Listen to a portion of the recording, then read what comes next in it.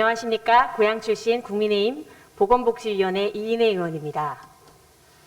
저는 오늘 공동체의 존립과 미래를 심각하게 위협하고 있는 저출생 문제 극복을 위한 경기도의 현실적이고 적극적인 정책 추진을 제안하고자 합니다.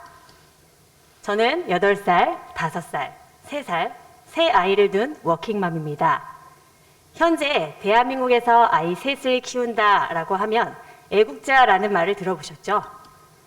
통계청이 발표한 2021년 대한민국 합계 출산율은 여성 1인당 0.81명으로 매년 최저치를 경신하고 있습니다.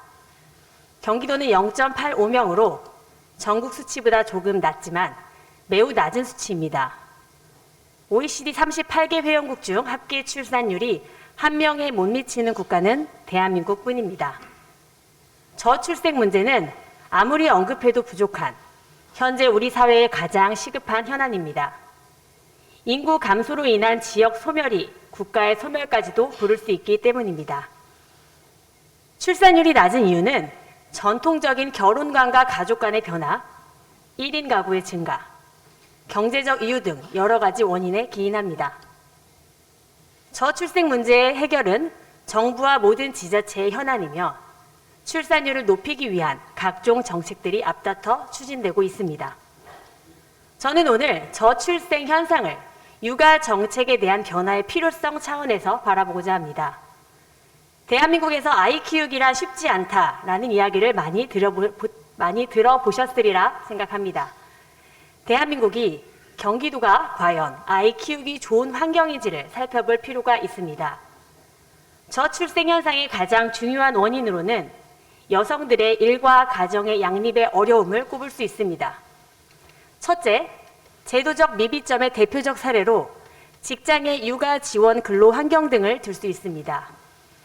육아와 가사를 위해 탄력적 근무 시간을 사용할 수 있는 직종은 극히 제한되어 있습니다. 아직도 대부분 직종에서 육아를 위한 탄력적 근무 시간 사용은 현실적으로 불가능한 영역입니다. 둘째, 성역할 고정관념의 문제점입니다. 육아와 가사는 여성만이 부담해야 할 영역이 절대 아닙니다.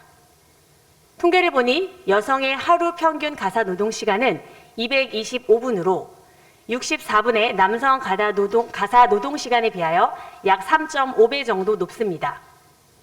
셋째, 자녀 돌봄 부담입니다. 우리 엄마는 왜 안 와요? 라는 어느 기사에 본 직장 여성의 이야기입니다. 어린이집에서 늘 가장 늦게 하원하는 아이가 우리 엄마만 매일 늦게 온다라는 말을 엄마에게 자주 하게 되면서 일도 육아도 완벽하지 못한 자기 모습에 일상의 피로는 더해가고 회의감과 미안함 등 복잡한 심경을 갖게 됩니다. 육아와 가사를 지원하는 근로환경, 적절한 가사노동, 안정적인 돌봄이 적절히 제공되지 않는다면 육아는 고통스러운 노동입니다. 고통스러운 육아는 결국 저출생으로밖에 이어질 수 없습니다.